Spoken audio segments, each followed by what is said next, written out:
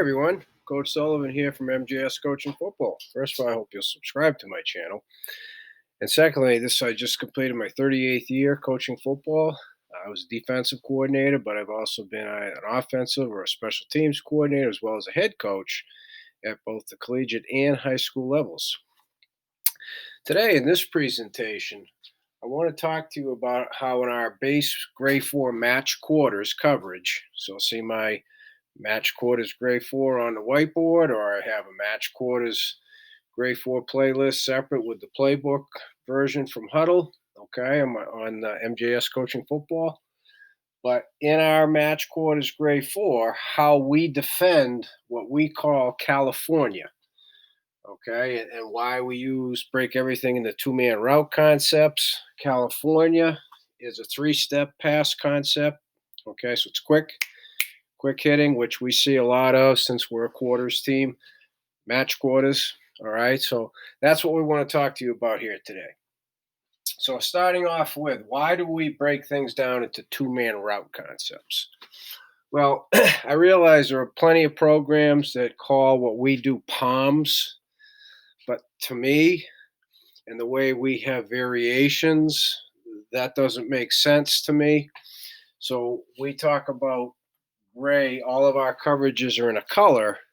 Gray is our quarters concept coverage. And then we tag a number, which signals how many of our defenders are reading and reacting to number 2. Okay? And we have variations to that. The numbers change. Yes, it's palms in a lot of ways. But I just want to get that part out there as we go, because this ties into why we break it down into a two-man route concept. We're reading and reacting to number 2. Well, then that's going to bring in number 1, right? I mean, he doesn't do his route in space, with no effect in a vacuum on anybody else. So how does number 2's route tie in with number 1? Hence, two-man route concept. That's why we break everything down that way. Okay, and for teaching purposes, it really simplifies for what it is. Okay, I don't think it's complicated anyway, but if you can make it complicated, and our efforts are always so our kids can play fast. Remember, that starts here. For the feet to be playing fast, between the ears have to be playing fast. Okay, and that's the ultimate goal. So for us, two-man route concepts, we bring in the route of 2 and connect it with the route of 1, and together you have a concept. Okay, as an example, what California is a slant-slide. Okay, 2's running the slide, 1's running the slant. That's the combination. Right, offensive coordinators, that's what they do. Come up with a combination to try and get receivers open. Right, so that's why we do it. So this two-man route concept, California, is a 3-step pass concept. And what I would talk to you today about in the key terms are surface. Reading number 2 tells you what to do. Today it's slide route. Today we're going to learn about how to defend the slant-slide combo that we call California. How our detached outside linebacker plays it. How our attached outside linebacker plays it, how both corners play it, it's mirrored, how both safeties play it, mirrored, and how both inside linebackers play it, again, mirrored, okay? So the basic premise, you need to see that presentation also on the match quarters grade 4 whiteboard, okay? So I'm not planning on going through that again in this presentation. So the offense is in black, and the defensive reaction will be in red. So a slant has different variations, whether it's a 1-step, 2-step, usually 1 or 3 odd numbers. Step slant, all right, it could be a delayed release if they're getting pressed. So, we acknowledge that up front. Number 1 runs the slant route in combination with number 2's slide route, which, again, there can be variations, and yeah, it can be a rub. That's determined by the spacing between 1 and 2. We're going to say there's normal spacing here. So for us, California, the number 2 slide is behind butt side of the slant. okay, butt side of the slant on both sides. So I'm going to start off with, okay, the surface. Remember, everybody on our defense is reading the surface. So over here, the surface is guard tackle, two-man surface. The center is a part of both surfaces, so we don't count him in the surface for that reason. On this side, it's guard tackle tight end, three-man surface. So again, go through the RPO, all the different scenarios. We acknowledge that up front. Predicted movement, both surfaces, two-man, three-man, hi-hats, it's pass, okay? Since it is a three-step, it's more likely going to be a hard set up front. They're not going to be taking any soft set and giving any ground. So you got hard sets with a hi-hat up front, or acknowledge they might be cutting to get the hands down. When they're in the gun, not as likely that they're going to cut unless you got real tall defensive linemen. Under center, more likely to get cut because he's not as far away from the pass rush. Okay, makes sense a little bit? Trying to get a lot in here in a short period of time. So now I'd like the focus to be how we defend the two-man concept, okay? So over here, we start with our detached outside linebacker, who in this case is the dime. Two's detached, he's detached, okay? Reading surface to two, they're always expanding out to number one. That's a given. And that opens up variations for our RPO coverages. See my RPO coverage playlist, okay? So the technique is always cut, right? He's got inside leverage on an outside route. So he's looking to cut, but his eyes go to number one.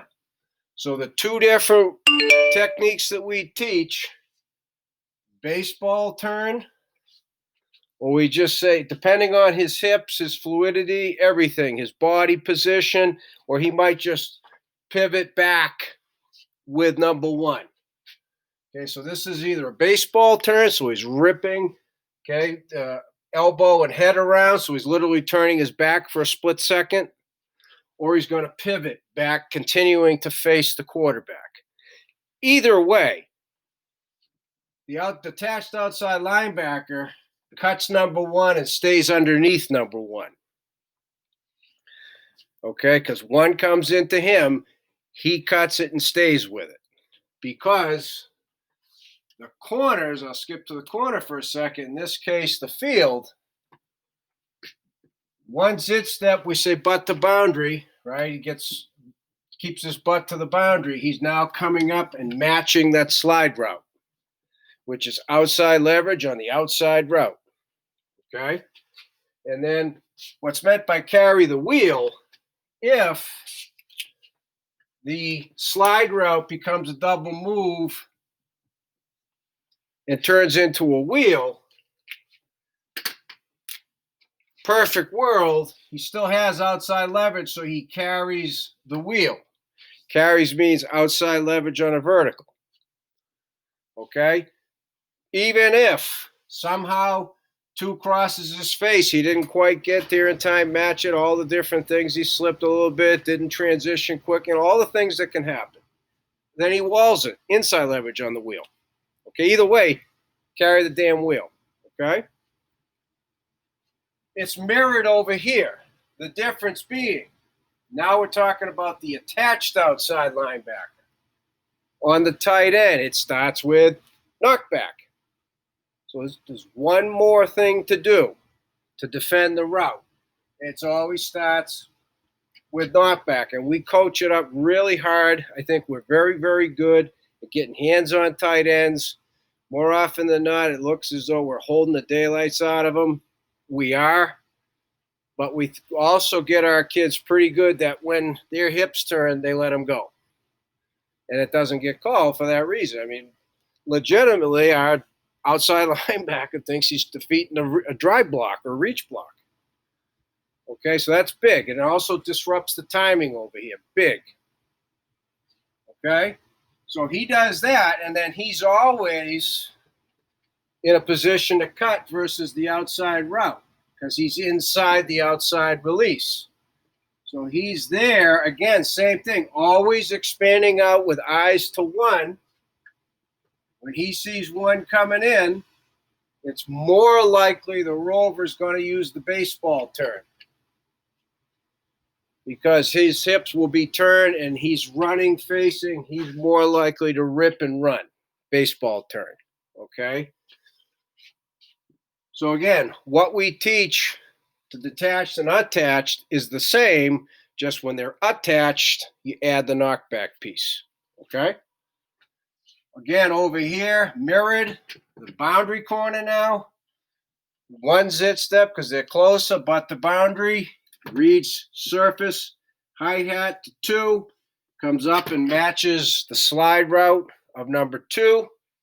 And then if number 2 were to turn that into a wheel, it's very, very likely that the boundary will be an outside leverage, therefore in a position to carry the wheel, right? Outside leverage on the vertical. Which brings us to our safeties, okay? I'm going to start with the free safety. Both will utilize what we call a slide, cross behind, and sit. Both will utilize read indicator to sluggo. All right? It's a little bit easier to see when 2's detached. So it starts off with, right, the free safeties, outside foot's back, boom, boom, boom, zit, reading surface to confirm runner pass. It's pass. Eyes to 2. 2's going out. Our safety starts to work for width and depth. They mirror the release of number 2. 2's out, we're out. Okay? 2's in, that's a whole different story. 2's coming to them vertical, boom, boom, boom.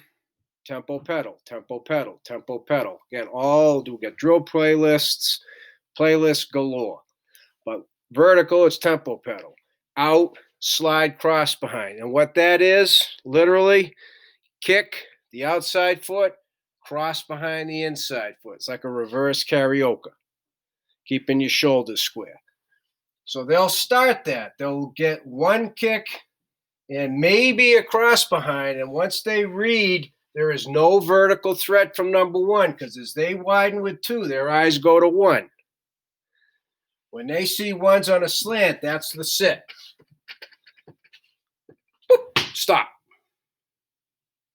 Stop getting width, stop getting depth. Okay? Slide, sit. And now, eyes go quickly. Quarterback indicator, prepared for a sluggo. Quarterback indicator, prepared for a sluggo. So since it's a 3-step, quarterback's going to get the ball. That indicator, which is the front elbow, it's going to be there, and the ball's got to be gone in less than 2 seconds. So it's going to be quick. Okay, it's going to be very quick. And if it's going to be a sluggo, there's going to be a little bit of a pump fake. Okay? You're fine since your safety started at 12, started to work for width, and so they're more likely at 13, 13 and a half, you can defend the sluggo. Okay? And as the sluggo on a double move works upfield, you've got the zone leverage, you're dominant, you're on top. Okay? We don't want our safeties to be real aggressive in case the plan is, because they see you've been aggressive, boom, let the kid and lead them, throw them deep, right? Let them run under it. So we just say, sit, zit. Once you see front hand come off, now come downhill. Okay, now come downhill. And it's the exact same over here. Okay, sit, zit, surface, 2's out. Start the slide cross behind. You see 1's on a slant. Sit, indicator, being ready for the sluggo. And please make sure your safeties, remind them constantly you have help underneath. So the slants have a high, low on them potentially. Okay, potentially. All right. And then last and certainly by no means least, our inside linebackers who have the same rule in every pass concept when we're playing match quarters grade 4. Key rush or mirror, meaning pivot to 2, 2's out, pivot back, running back to Q. In this case, right, started with surface, sorry. Surface pass, pivot, no depth. Pivot where you are, you see 2's not to you, pivot back, back away, mirror the Q. Technically, we got 5 on the Q. 1, 2, 3, 4. Same thing. Read surface, pivot to 2, pivot back, back to me. He's in protection. You got a 2-way go to add to the rush. You're the 4th rusher. So our box 5 here are all looking at the quarterback. So if you got a kid who can run or is very impatient, gets the ball, doesn't like it, and always looking to run and move, you're good. You got 5. Okay, you got 5. And that's built into the coverage. It's nothing new. It's what they do every day. It's part of everyday drills. Okay, so I'm a huge believer in, can you cover virtually every scenario with your base? Okay, and make it so you're not having a umpteen, well, yeah, you do this, unless this, and then you can, but unless this, and that. If you can eliminate all the different unlesses, your kids can play fast, right? And remember, to play fast with your feet, you got to play fast up here. All righty? So as I said earlier, I hope you subscribe to my channel. Again, we teach everything in 2-man route concepts because it ties in. If we're all reading number 2 doesn't run a route in a vacuum, right? He's going to bring in number 1. So that's why our concepts are all 2-man concepts, numbers 1 and number 2. And number 2 tells us what to do. Any questions, please reach out to me, Coach MJ Sullivan at gmail.com, because I'd love to talk football with you.